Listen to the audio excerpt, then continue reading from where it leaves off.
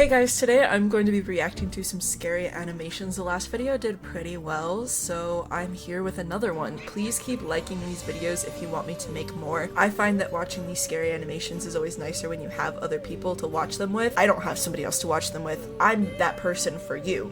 Editing Alexis here, I just realized that the first half of this animation was not even recorded.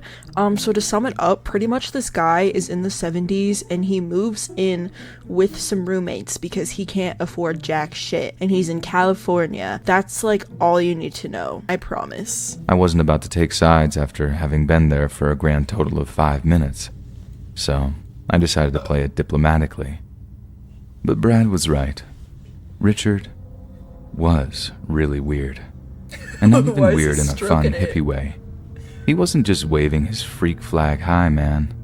He was the freak flag, all on his own. First time I noticed was when I walked into the kitchen and Richard was sat at the table, reading a newspaper while holding an orange on top of his head. Wait, what? I asked him what he was doing and he replied something like, absorbing vitamin C. I laughed, thinking he was just being silly. I don't think this guy's joking, but that's so fucking funny. That's so funny, actually. When I turned to look at him, deadpan. Oh. The guy was deadly serious. I start explaining that's not how nutrition works, and he responds by telling me not to lecture him on what goes on in his body, how it was his body and he knew best about it. Naturally, I'm just like, yeah. Okay, dude, whatever you say. Being as non-confrontational as possible, but literally. The second I saw Brad, I conceded that he was right. Richard was crazy. Okay. Just how crazy, I had no idea. But I was sure about to find out. Richard's behavior remained curiously strange until the time that Brad moved out. It wasn't anything too scary, just stuff that made you roll your eyes or shake your head. Like at one point, we're eating dinner in front of the TV and Richard kinda sits up, stares into space for a moment, checks his own pulse, then says, "My heart just stopped beating." Brad seemed to have learned his lesson how to deal with such insane behavior because he falsely expresses some mild concern before suggesting Richard go take a nap, which he then does. Like some hypochondriac child, he finished his dinner, then goes to take a nap to alleviate his, what, his dead heart? I have no idea. Like I said, it wasn't scary, just sometimes recently I got my wisdom teeth out and the whole time I was like, I have an infection. I've got an infection. I'm gonna get a dry socket. Oh my god, I'm gonna die. And the whole time I was like perfectly fine. Like I was healing like normal. I was getting enough sleep. I was eating the foods that I needed to be eating and I was totally fine. But the whole time I was like, wait, do you feel that? Oh my god, it feels like something just came out. It was a blood clot. I have a dry socket.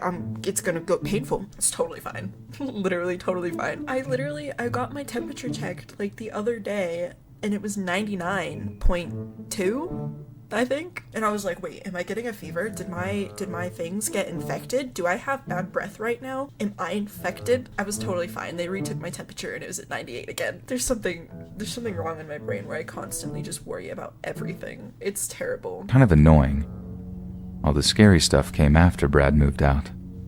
In fact, I think Brad was the only thing keeping a lid on Richard's behavior, because the same day Brad leaves is the same day Richard took a turn for the worse. So, like I've mentioned, I was working part-time in Sacramento, working 5-hour shifts, 4 days a week over at a nearby grocery store. One day I get back from my shift and Richard is standing over the bathroom sink, looking into a piece of broken mirror he'd propped up against the counter, and he's shaving all his hair off with a straight razor. "New haircut, buddy?" I remember asking him. "No, it's my skull. I think it's fractured." "Well, better get down to the hospital, Dickie boy. I hear those can be quite serious." I'd pretty much adopted Brad's approach wholesale by that point, kindly acknowledge and then disengage. But Richard responds by telling me that not only is his skull fractured, but that he can feel the plates moving around under his skin. Now, I'm no doctor, but I was 99% sure that was impossible. And when I took a look at his request, there was no bruising, no blood, nothing. He's just having another one of his hypochondriac health scares. One time we're having dinner and Richard dropped me a compliment on my sausage gravy. It was like a double compliment, since it was my mom's secret recipe too. Sausage gravy? I love gravy, but that sounds weird. Like, what is sausage gravy? Do I need to look this up right now? Oh, it's just the gravy you put on biscuits. Turns out Brad was right. Richard could be nice when he wanted to be. But then he somehow managed to ruin the moment by saying something like, "Yeah, you're a real good cook. Much better than my mom. She used to try and poison me." Again, like the thing with the orange, I thought he was cracking a joke, so I laughed. But just like the thing with the orange, he simply stares at me, totally straight-faced, and I realized that it wasn't a joke. I'm starting to wonder if maybe he's autistic? Possibly. I'm not a doctor. I don't know things, but I don't know, man, actually. Maybe I should just shut up. I don't know anything. Only this time he's actually kind of offended that I didn't take him seriously. And that's the first time I saw Richard's mean side come out. He just stared at me, holding his knife and fork so hard his fists were shaking. And for a moment, I was actually scared he was just going to lunge at me from across the table. Instead, he picks up his plate, clears it, then marches off up to his room. A few hours later, he apologized for being so rude. I forgave him, and thus the cycle began anew. He'd act perfectly normal, then some weird outbursts would have me reconsidering Brad's suggestion on keeping an eye out for a new apartment.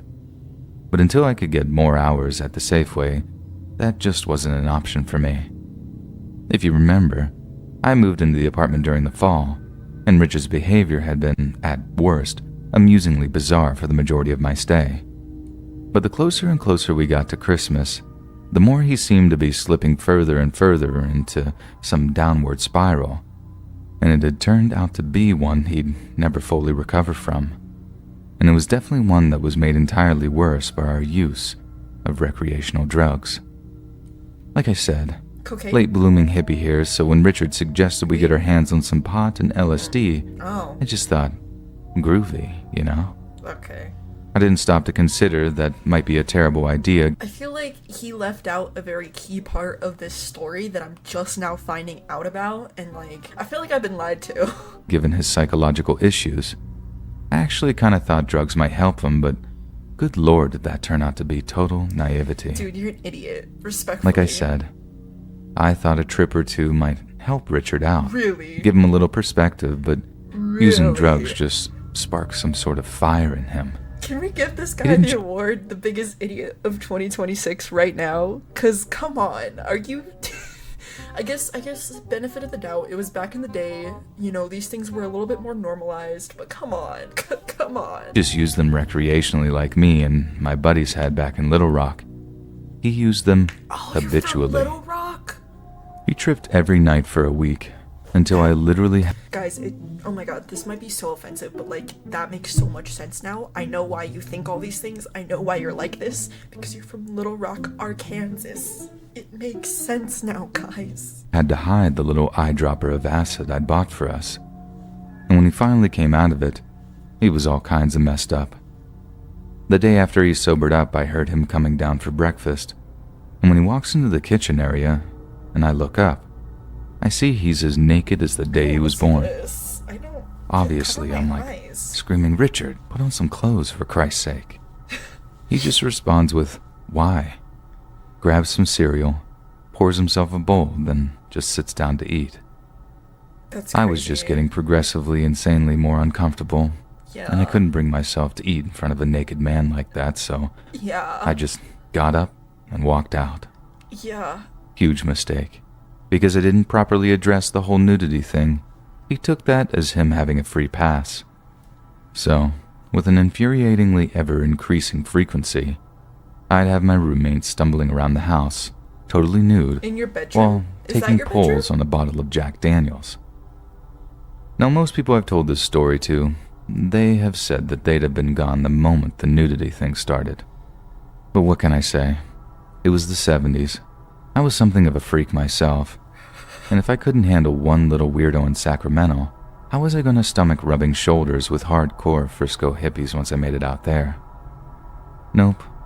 Instead, I feel like a lot of people like to say that like nowadays the people in our society are like so like weird and like not, I don't know what the proper word is, like we show too much skin and like we're just more, I don't know what the proper words to use is, but I feel like the 70s was just a crazy time and I think people are just exaggerating now, and I think we're like probably pretty close with how the 70s was. I wasn't alive so I wouldn't know, but like I feel like everybody's like, yeah, Gen Z, they do this and do that, and like they're so crazy and they like don't wear clothes anymore and they don't cover up like their grandmothers did and like things like that. But I just feel like the 70s, which is where a lot of our grandmothers were, was like way crazier. Because what do you mean this is like a normalized thing for hippies to do? Final straw was coming home to find him making cocktails. So like I said, I walk into the house one day and Emphasis on I hear the blender in the kitchen whirring.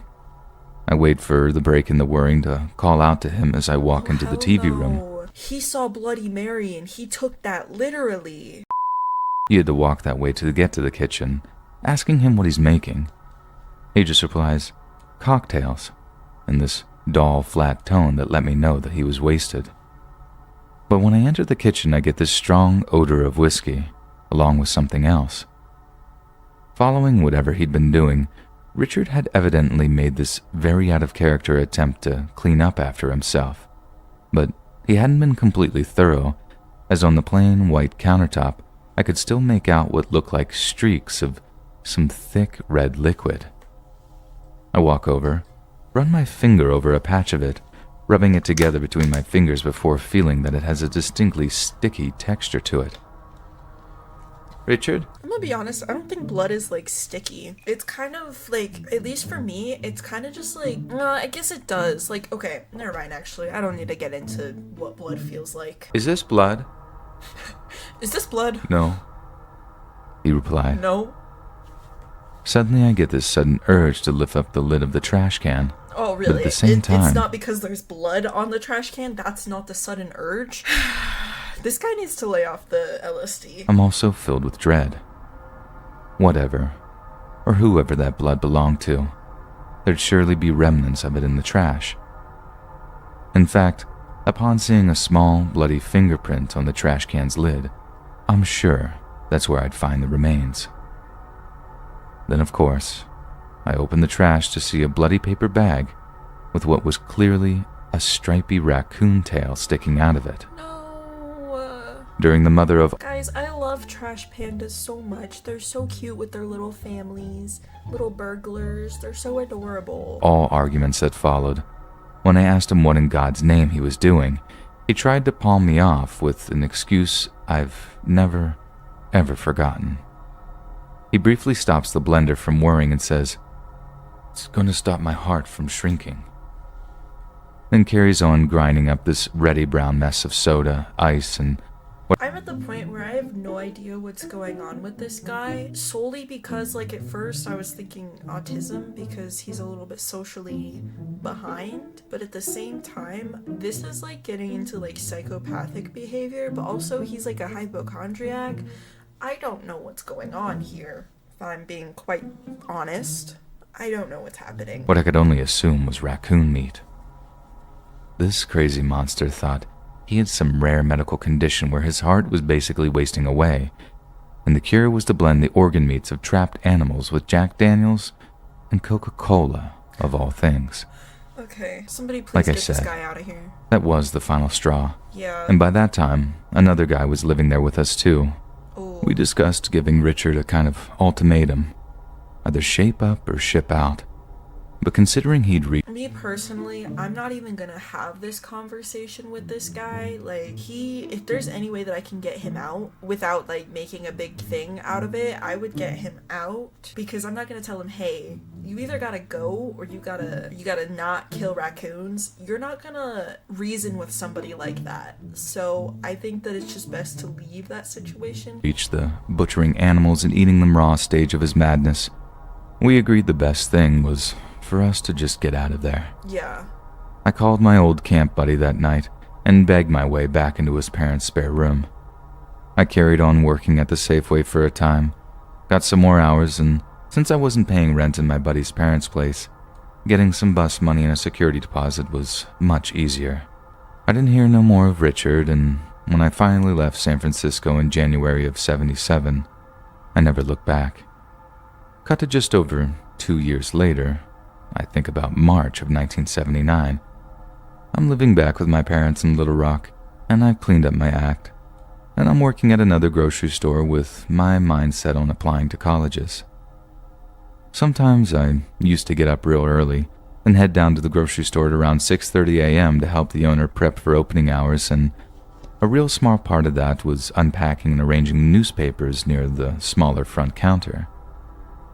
I used to kind of take my time with this particular job on occasion, sipping my coffee, flicking through the sports section, all away from the prying eyes of the owner who was counting cash or whatever in his office. One morning, I catch a headline in, I think was the National Enquirer, saying something like, "Cannibal Killer's Trial Date Set." Obviously, that's not the sort of headline you read every day, so I start reading the article to get more details. And guess whose name I see, just a few lines down?